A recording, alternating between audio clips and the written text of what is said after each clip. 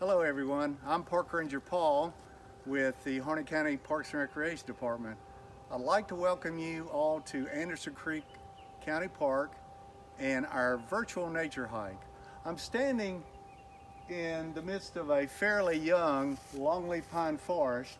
You'll notice that these trees, pretty much all of them around us, are all longleaf pines. There's some scattered vegetation as well. We're going to talk about the longleaf pine ecosystem, some of the plants and animals that are associated with that longleaf pine ecosystem. Anderson Creek County Park is located in the southwest part of Harnett County, which is on the area transition between the Piedmont Coastal Plain, referred to as the Fall Zone.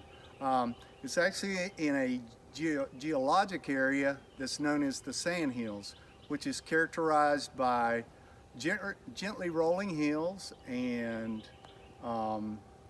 lots of sandy soil on the top, but underneath that sandy soil are clay soils. So it's a combination of the two that you find here. Most of the sandy soils here are fairly unfertile, and they also, so the plants have certain adaptations for that, as well as sometimes dry, hot conditions that are found during the summertime.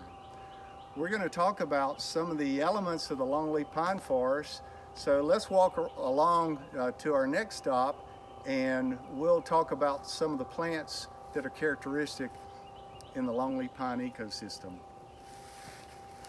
Okay, so in the longleaf pine ecosystem, obviously the most prevalent component is the longleaf pine.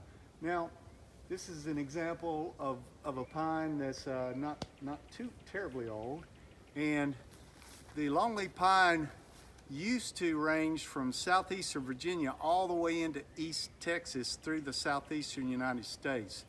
And they estimate the original range encompassed about 93 million acres, and that's been reduced down to less than 5 million acres now. Mainly through timbering and fire suppression, the longleaf pine is adapted to survive with fire. And we can talk a little bit more about that later, but I wanted you to see the main, what the plant looks like. You notice, as the name implies, it has extremely long needles, much longer than, say, a loblolly or shortleaf pine or Virginia pine, which we also have here, as well as pond pine. You're seeing this right here. This is the new growth that's coming out from the end of one of the limbs on here, and they refer to this as candling out.